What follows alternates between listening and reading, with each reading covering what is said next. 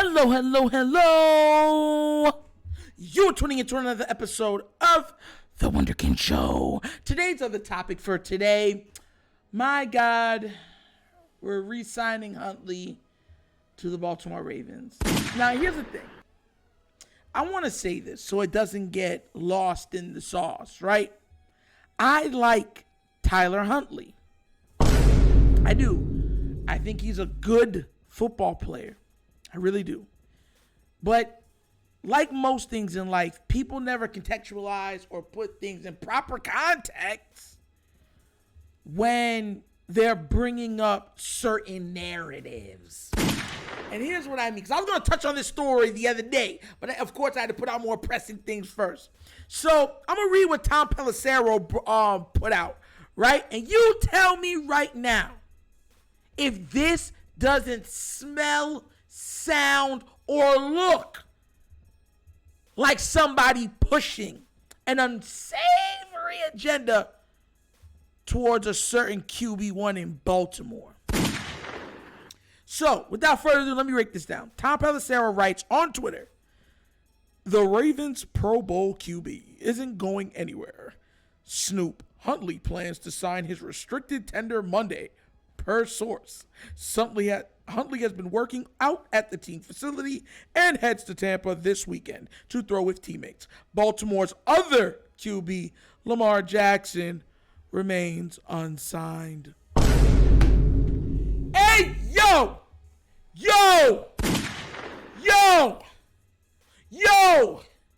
Hey! Oh. Yo!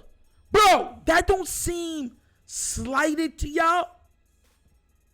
It sounds, smells, and feels slighting to me. So you say the Ravens Pro Bowl QB isn't going anywhere. Next line. Snoop Huntley plans to return to the team. Oh, God, why me? Why? Why do I love this team so? Why? Listen, this hurts my heart, my spirit, my soul, my mind. And the reason why it does is because it's so horrible with the way that they are painting these narratives. And look, if you want someone to read your tweet, they're going to read it, right? But to put at it like that, and he's not the only one. I just picked his specifically because he was one of the first ones to come up when I had placed it in to the name to read off of. But these media outlets is becoming quite just unethical. Like, yo, they're gonna say, "Oh, we weren't lying." What do we call half-truths? Half-truths are still lies. If you tell the truth and leave parts of the truth out, it's a lie. Why are y'all thinking that these are NBA travel or NBA carry rules, that there's exception to every rule that comes out? No, it doesn't work that way. It does not work that way. And listen, I think he's a great backup QB. I do. I think he's a good backup QB. I could even make the argument that he's better than some starters on some teams. You feel me? I just want Lamar back in purple. Is that it? I mean, I hope the best for him. I want the best for him, but I'm hoping that they can work out things and get him his name back on the back of a jersey, of a purple jersey. It just is what it is, you know. But I had said what I had said earlier to kind of pivot a little bit, because the NBA playoffs are going on right now. And anybody that knows Nitro knows I'm a very big Giannis guy, and I'm a very big Russell Westbrook guy. I like players that got that dog in them. DMX style. I just respect, like, that was my favorite player growing up. Not Michael Jordan, was Allen Iverson. Because he had that dog in him. You know what I'm saying? And, you know, when I bring up Allen Iverson, I bring it up so glowingly because he's one of the reasons I started playing basketball. You know, him and my father, just the grit. You know what I mean? And every time I used to watch him play, that old saying used to pop into my head. It ain't about the size of the dog in the fight, but about the size of the fight in the dog. And I watched Russell Westbrook put on a clinic today. Clippers versus Suns. 1-3. As Kawhi Leonard and Paul George just watched on the sideline giving little claps for anything good their teammates did.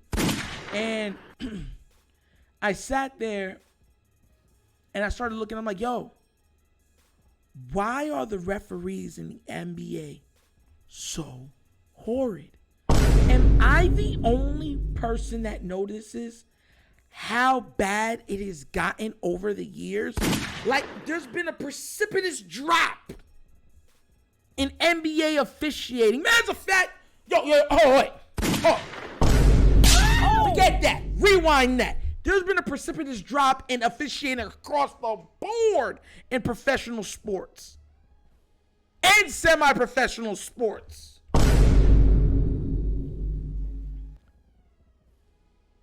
It mucks up the game. I was there watching Russell go off, and I'm like, oh, it's going to be good. And I'm watching this Phoenix team get countless fouls on jump shots. Jump shots where they're not even touched. They're just falling down. Like, if they throw it up and you're too close and they fade back and fall, that's a foul. Even if nobody touches them. They'll be like, oh, well, they were in their airspace. Oh, yeah, they're trying to block the ball. They're not stopping you from landing. It's not like they're stopping you from landing or impeding your ability to land. You're just shooting a shot and then falling. There's actually even a clip of Russell Westbrook blocking Kevin Durant clean, and they're like, foul. That's right, Russ. How dare you talk bad and not want to play with the king of the NBA, LeBron James. Listen, I'm going to be real with you. Why do you think so much of my eggs are in the Ravens basket? Because watching these games are so horrid. Like, of course I got love. You know, I'm a big Giannis guy. But with all the way that they're calling fouls, it's like when we grew up playing ball, like when I grew up playing basketball, there was different style of players.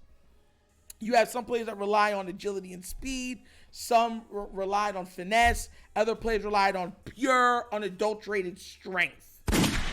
They've cut out the strength portion of the NBA. And they've made it that, okay, well, since you're strong, these guys can foul you all game.